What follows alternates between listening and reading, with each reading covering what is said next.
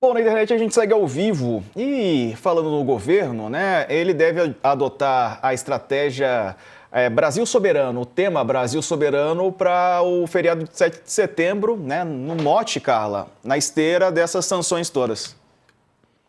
Sim, o presidente Lula, essa questão da soberania, né, Diego, ela está no pano de fundo de várias ações do governo, desde o tarifaço de Trump, enfim, e também com a decretação de sanções ao ministro Alexandre de Moraes, que está tudo nesse escopo. O presidente Lula, na verdade, o que se diz também é que já não de hoje, né, é preciso resgatar o nacionalismo, o patriotismo brasileiro, principalmente a data de 7 de setembro, que durante o governo de Jair Bolsonaro foi, né, e muita gente avalia assim isso no governo, de forma sequestrada pelo Bolsonaro, pelo bolsonarismo, se a gente lembrar.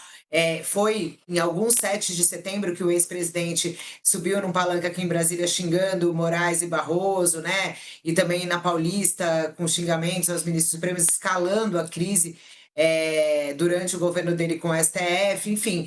E aí ficou uma data muito ligada a esse patriotismo bolsonarista, que hoje eu não sei, eu vou pensar, o Saka que é criativo em nomes, mas como é que é esse patriotismo de hoje que está lá nos Estados Unidos pedindo ações contra o próprio país, né?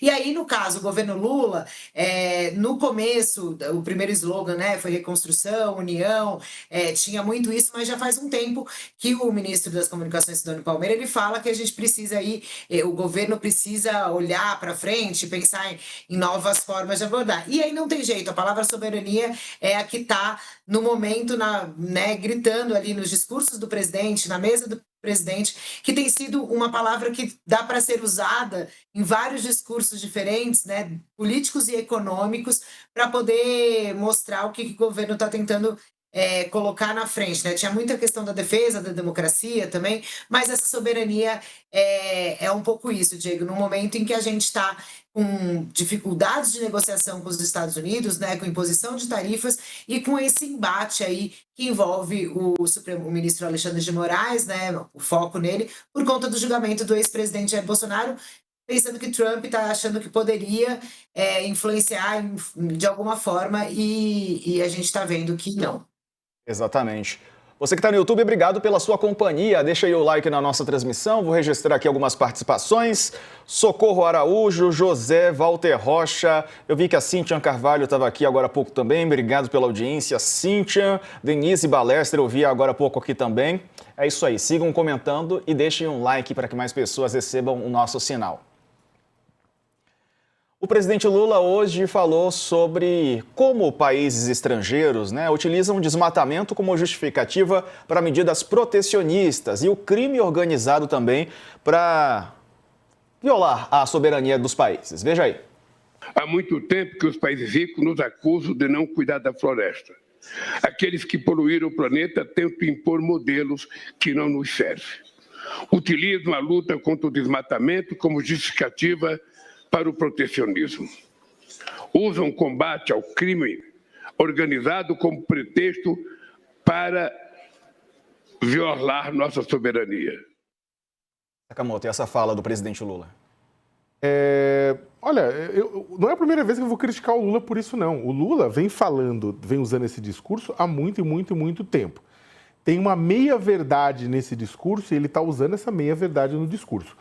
Os países ricos usam essa questão do meio ambiente para os seus interesses econômicos, sob justificativa que estão preocupados com questão ambiental, ou social, ou trabalhista, e eles usam, na verdade, para barreiras comerciais não tarifárias e outras coisas mais, ou seja, para protecionismo?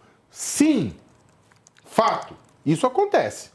Né? A França usa isso, vários países usam isso, a justificativa de que o Brasil tem problemas, etc. e tal, e isso significa concorrência desleal, significa dumping social, dumping ambiental, dumping trabalhista. Eles usam isso é verdade, né? Para protecionismo.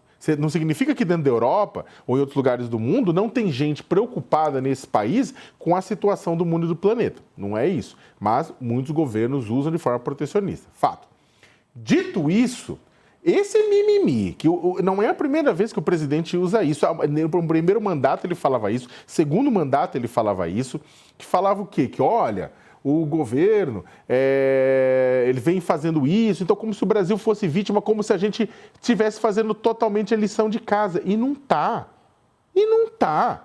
Vamos colocar o seguinte, a ministra Marina Silva, o IBAMA, ICMBio, uma série de instituições públicas estão fazendo a lição de casa na medida do possível, porque não tem recurso, não tem apoio. Enquanto isso, você tem um Congresso Nacional aliado com partes do governo, com grandes setores importantes do próprio governo, agindo para quê? Para terra arrasada mesmo. Gente, aprovando lei que, pelo amor de Deus, o que é essa lei agora? Essa lei agora do licenciamento. Foi a mãe de todas as boiadas. O Lula vetou coisa, mas vai se derrubar veto e mesmo assim tem coisa lá dentro que ele não vetou que deveria ter vetado. Mas, mesmo assim, os vetos vão ser derrubados. Né? E se tem gente dentro do governo fazendo... Por quê? Porque vai ajudar os programas de desenvolvimento e de crescimento do governo. Porque o pessoal tem uma visão... Na verdade, do tipo, não vamos crescer, não importa como, vamos queimar petróleo, vamos fazer o desenvolvimento tal como a Europa, os Estados Unidos e o centro do mundo fez há 200 anos. Ótimo, o mundo fez essa bobagem, desse modelo de desenvolvimento extremamente predatório durante todo esse tempo. Só que, atenção, não dá mais lá, também não dá mais aqui. Se a gente seguir o modelo que eles fizeram lá, o planeta... Já era, não sei se vocês estão percebendo, Rio Grande do Sul, em todos os lugares, tá todo mundo, as tragédias no Rio Grande do Sul, tragédia na Amazônia, tragédia no Pantanal, tragédia em todo lugar, tragédias ambientais, o clima tá mudando. E as nossas gerações, as futuras gerações, estão lascadas se a gente não alterar e mudar isso. Só que esse mesmo pensamento desenvolvimentista básico, 1.0, desconsidera essa importância. A ministra mais importante desse governo deveria ser a Marina Silva. Deveria se empoderar e dar recursos para ela. Só que ela fica navegando em águas turvas.